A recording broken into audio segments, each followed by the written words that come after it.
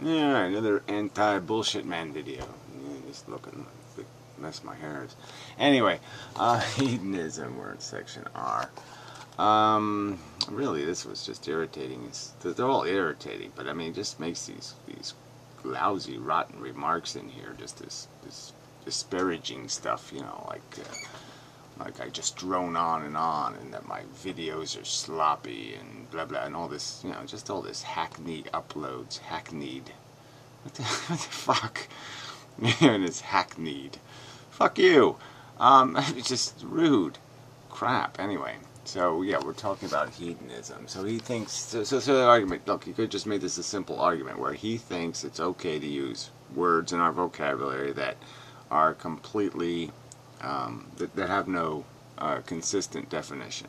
And that's just fine with him. That's the way intellectuals should talk. That's you know, we should all have our own jargon, right? So the street people should feel comfortable talking their street lingo, and everybody should just talk their own lingos and pretend that the word nigger don't mean nigger, and we'll pretend the hedonist doesn't mean some kind of selfish motherfucker, and we'll just pretend that these words have completely different definitions.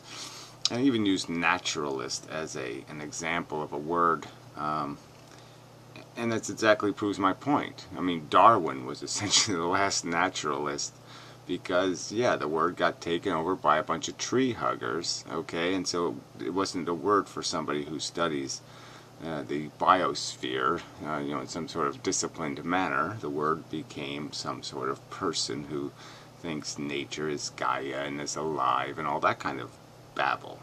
So it's a word I never use anymore. I don't call anybody a naturalist anymore. He used the word determinist, which I don't think anybody's that confused about. I don't think that word is nearly as confusing to people, except people who don't understand the concept of determinism at all. Don't understand anything outside of the realm of me brain freely thinky. You know, like somehow they made their thoughts and they made their identity and they made their character and all that kind of stuff. I mean, the only people who don't know what the word means are people who don't even understand that they have a brain and that their brain is creating their perceptions. But anyway, that's a whole nother subject. The subject is whether we should try to use language and words that don't have those kind of taints to them. And you know, if I was a black person and somebody wanted to use that N-word shit around me, I'd, you know, throw mashed potatoes at them. And you know, and if I'm going to have a conversation with people and they're going to use a word I think is disgusting, okay, to refer to any aspect of my philosophy, then yeah, fuck you. Ethical hedonism, you know, this whole idea of qualifying the word hedonism on top of, like, to make things even worse. And people aren't using the word in any qualified way. They're just using the word, you know, plainly. And yeah, I don't accept its common definition, and I think it was perfectly legitimate to point out that the common definition might be found through some pop culture mechanism. You might go to Google and you might Google the word and you'll find out what the popular definition of the word is, and you'll realize that maybe you don't want to mess with a word like that. And so then he made some counter argument too, that, you know, if we changed the word rape to mean rape stopper, like a rapist was a rape stopper, that somehow we'd still have a taint to the word. I don't think I would. I could migrate to a new definition anytime we want to do that, as long as it's a consistent definition. But why should I use words that have a previous taint to them? I'm not going to do that. I don't want to reclamate words. I don't want to fix words. If they don't work, if they've been broken because of multi-definitions, then just stay the fuck away from them. There's other ways to describe what you are. I've described myself. I've used words like epholist or some other thing. I am not a hedonist. So I have a right to say I'm not a hedonist by almost any definition. Because frankly, there is no definition. If you're going to say that, oh, there's some hedonist out there who just believes in everybody whacking off to and helping everybody else whack off and everybody's just happy, well, that would be great if we lived in fantasy land. So yeah, if we lived in fantasy land where nobody has to go to work and nobody has a suffering or a pain or a headache, well then yeah, I'm a hedonist. But we don't live in that world, so this is a silly, idiotic way of using the word. Why the fuck would you even invent a word for fairy tale land existence? There's no point in doing that. Why don't you call somebody a leprechaunist? You know, there's no point. pot of goldest. Let's all go dig up some pots of gold. Why are we wasting our time drudgering? So anyway, that was just bullshit. Alright, now the second half of his rag was to play some game, because in Tiny Chat I made a kind of a point that sex is sort of an important thing for me. It's sort of kept me in the game. And, and he's contrasting that to my imperative that we all be good janitors. And I don't think the two are in conflict at all. I mean, my point is that it's made being a janitor for me tolerable. Because you can only do it for so many years, right? You can only expect yourself to be burdened by some kind of, fix the world shit for so many years, and then you get a retirement, and you get a gold watch, and, they smash you with a sledgehammer, and that's the end. Put you in the trash compactor or whatever, because you're done. So my argument would be basically that, yeah, I've put in my time. And the only thing that makes the time endurable for as long as I've endured it is the fact that there is this little addiction I still have, the one that the one that has some real value. I've had some other addictions, but the only one that really has some real bite to it, is this sex thing. It's a very interesting, psychological phenomenon.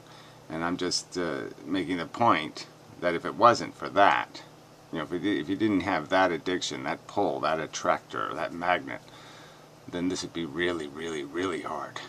Okay, the work would really be drudgery, because you need some sort of psychological mechanisms to make it possible for you to whistle while you work once in a while, to take some of the burden off, to get some sort of paycheck, some sort of payoff.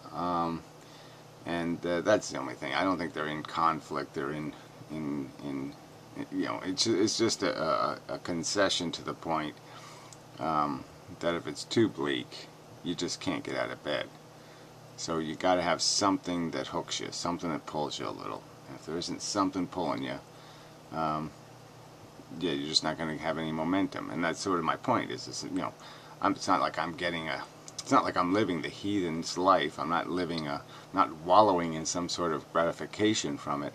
And I'm just pointing out that the really great thing about it is that it does get you up in the morning. It does get you moving, and once you're moving, you do some constructive with that energy. So that's sort of my argument. So I don't see any conflict. I don't see any contradiction. I'm still going to argue for your obligation to try to get the most out of your existence in some sort of productive way, and no addiction as an obsession is going to be useful. And certainly, I mean, he made a comparison like it's the same thing as saying that it's okay to be a procreator. And obviously my only gripe with procreation is the impositional part of it. So take the baby out of procreation and people can go ahead. I mean, if all procreator meant was they hump lampposts, I'm not going to have an argument with that. Except beyond the fact that I'll still argue that their existence is futile and pointless, but beyond that, I'm going to say, okay, you can, knock yourself out, so to speak. So that's just a bullshit comparison. So, but this whole thing was just bullshit. I mean, it's, the guy calls himself anti-bullshitman, and this whole post was just one big fat fucking blob of bullshit to defend using imprecise, misconstruable, misunderstandable vocabulary in our conversations is bullshit. To not recognize that people were using this word in a deliberate effort, okay, a willful, deliberate, calculated effort to misinterpret and to essentially slander people. They weren't doing it to accurately describe the philosophy. They were doing it to inaccurately describe it in a derogatory fashion. And that was they were deliberately using the ambiguity of the definitions for a malicious purpose. And this is just, like I said, this is just bullshit. So fuck you, bullshit man. This is bullshit man. Full of bullshit man. So anyway. Yeah, the next section is tactical insults versus knee-jerk insults. Yeah, well, yours are certainly tactical and strangled, but there's no disguising the level of pettiness behind most of it. It's just a bunch of bullshit. Bullshit again. It just screams bullshit, which is ironic, right? Yeah, it's ironic. Anyway, that's probably enough, right? It's not anything else. So fucking